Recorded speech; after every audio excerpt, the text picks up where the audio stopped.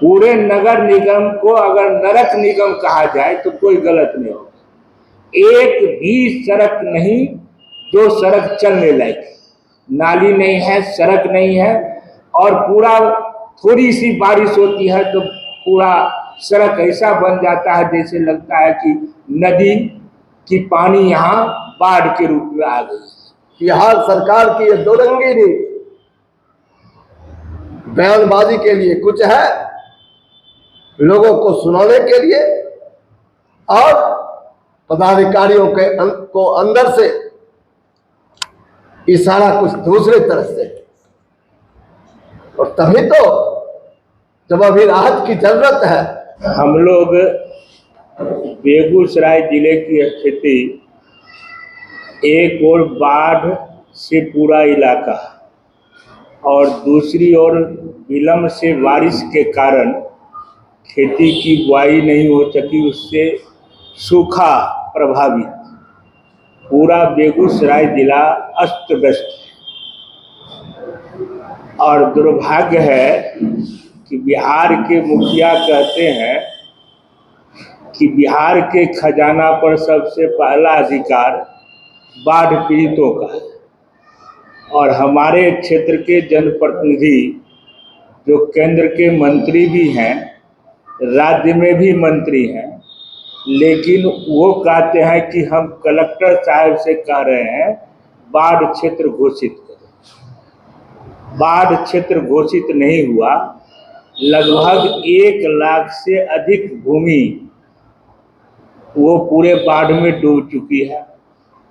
लाखों हम समझते हैं जानवर, मवेशी जो बाढ़ के पानी के कारण बाहर आकर के क्या खाएगा वो कहना मुश्किल है। चारा का भी उपलब्धता नहीं हो रही है क्योंकि सूखा के कारण दूसरा क्षेत्र भी प्रभावित। और सरकार कहने के लिए राहत का कार्य हम पूरा करेंगे, 3 दिन मात्र वो भोजन किचन चला करके और उसको बंद कर दिया।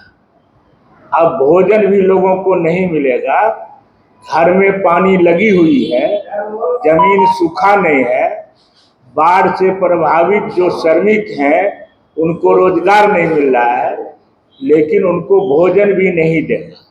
जीआर और दूसरे तरह की सुविधा देने की बात तो छोड़ देंगे। इसलिए सबसे गंभीर सवाल बन गया है कि बेगूसराय जिले का मजदूर किसान कैसे जिंदा रहे, और इसलिए हम लोगों ने 30 सितंबर को कलेक्टर साहब के यहाँ बाढ़ सुखाड़ की घोषित करने, समुचित राहत देने और 21 सूत्री डिमांड के साथ हम उनके पास जा रहे हैं। 21 सूत्री डिमांड में भी कई चीजें महत्वपूर्ण है जो आपको बता दें।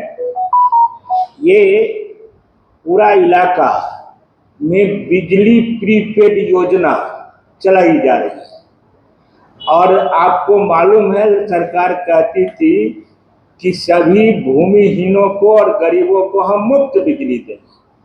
अब प्रीपेड बिजली लगाने का माने है कि उनके घर से बिजली छीन लें, और प्रीपेड में कहता है कि घर भरी इतना घोटाला होता है जिसका वर्णन। इसलिए प्रीपेड बिजली बंद करो, हम लोग कह रहे हैं। बेगूसराय जिला जहां विद्युत कारखाना है, लेकिन बेगूसराय में बिजली का अभाव लगातार लोगों के बीच खटक रहा है। हम लोगों ने नया ग्रिड एक बनाने का कहा है, सरकार से मांग कर रहे हैं बेगूसराय के लिए अलग से बनाइए, और हर गांव में ट्रांसफार्मर का जो होता है वो व्यवस्था कीजिए ताकि कहीं बिजली की समस्या नहीं। अभी भूमि सर्वे हो रहा है, और भूमि सर्वे में बताऊं मैं कि बेगूसराय जिला में लगभग 50,000 ऐसे परिवार हैं जिनके पास अपनी जमीन नहीं। उस सरकार के गैर बजरुआ जमीन या आम जमीन में सैकड़ों वर्ष से बसे हुए, 100 वर्ष लगभग उनका पक्का मकान है, बिल्डिंग है, भूमिहीन भी है, झोपड़ी पट्टी वाले भी हैं।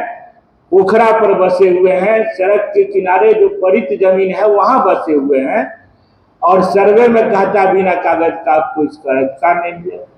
इसलिए हम लोग का कहना है कि जहां वर्षों बरस से लोग बसे हुए हैं, उस जमीन को, उस बसे हुए अधिकार, 12 साल में ही हमको जमीन का अधिकार मिलता है। लेकिन अब सरकार कहती है कि हम नए सिरे से कागज बने। कहां से कागज 2 मिनट में बना के लाएगा? 100 वर्ष से बसा हुआ आप कागज नहीं किया। तो इसलिए तमाम ऐसे कब्जाधारी भूमिहीन जो गरीब लोग हैं, उनको उसके आधार पर जो है सो सर्वे में उनका नाम शामिल किया जाए। आपको नगर निगम में आप सब लोग पत्रकार बंधु रहते हैं, पूरे नगर निगम को अगर नरक निगम कहा जाए तो कोई गलत नहीं होगा। एक भी सड़क नहीं जो सड़क चलने लायक, नाली नहीं है, सड़क नहीं है, और पूरा थोड़ी सी बारिश होती है तो पूरा सड़क ऐसा बन जाता है जैसे लगता है कि नदी की पानी यहाँ बाढ़ के रूप में आ गई है। ये समस्या है। और नगर निगम जो हमारी जमीन पड़ती है, उस पड़ती जमीन को भी आवासीय रेंट लेता है, जबकि पड़ती जमीन पर आवासीय रेंट नहीं लगना चाहिए। इसलिए हम लोग का कहना है नगर निगम को नगर निगम के रूप में बदलिए, नगर परिषद को नगर परिषद बनाइए, सुविधा दीजिए, और जो आवासीय एरिया के अलावे परित भूमि है उसको आप टैक्स मुक्त कीजिए। बहुत सारी बातों की चर्चा हमारे जिला मंत्री ने की है, लेकिन मैं एक बात कहना चाहता हूं इसमें कि हमारे सामने ढेर सारी समस्याएं हैं, लेकिन सबसे पहला मुद्दा बेगूसराय जिला का बाढ़ और सुखाड़ की समस्या है। बाढ़ सुखाड़ का मतलब हुआ कि बेगूसराय का दक्षिणी हिस्सा जो चमथा से शुरू होता है और साहेबपुर कमाल तक जाते जाते गंगा के किनारे का जो भाग है वो वहां समाप्त होता है। ये बाढ़ से प्रभावित है, बाढ़ से परेशान है, चाहे वो आदमी हो, चाहे वो मवेशी हो, ये सारे लोग परेशान हैं। और दूसरी तरफ गंडक के उस पार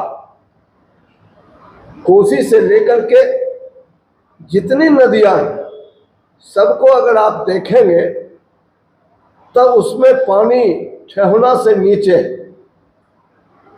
नीचे पानी। इसका मतलब हुआ कि कम वर्षा होने के वजह से खेत हमारा सूखा है, फसल बिल्कुल सूख चुका है, बहुत कम खेतों में बुआई हुई है, ढेर सारे जगह पड़ती पड़े हुए हैं। बाढ़ पीड़ितों के बीच जो दवाई वगैरह का कैंप 2-3 दिनों तक चला, उसके बाद वो भी बंद है। मवेशियों के लिए जो बीमार मवेशी जिनको दवाई की जरूरत थी, वहां तक कुछ लोग पहुंचे भी, लेकिन कल से वो भी जाना बंद कर दिए हैं। तो ऐसी परिस्थिति में हमारे जिला के आला अधिकारी बोलते हैं कि पानी घट गया है, अब राहत की आवश्यकता नहीं है। पानी घट गया है, डीएम साहब को हम लोग कहेंगे 30 तारीख को, और जो स्थानीय हमारे तेघड़ा के पदाधिकारी हैं, दूसरे विधानसभा क्षेत्र के जो पदाधिकारी हैं, उनसे भी हमने कहा कि आप जरा सा एक रात बाढ़ पीड़ित के घर जाकर के, जो घर छोड़ करके बाहर निकले हुए हैं, उनके घर में एक रात आप सोने का काम कीजिए, तब पता चल जाएगा कि पानी घटा है कि पानी नहीं घटा। इसीलिए हम ये कहना चाहते हैं कि बिहार के माननीय मुख्यमंत्री जी लगातार हम लोग अखबार में देख रहे हैं, उनका बयान आ रहा है। उनका कहना है कि बाढ़ पीड़ितों को किसी भी कीमत पर हम भूख से मरने नहीं देंगे। बिहार सरकार की ये दो रंगी नीति बयानबाजी के लिए कुछ है, लोगों को सुनाने के लिए, और पदाधिकारियों को अंदर से इशारा कुछ दूसरे तरह से।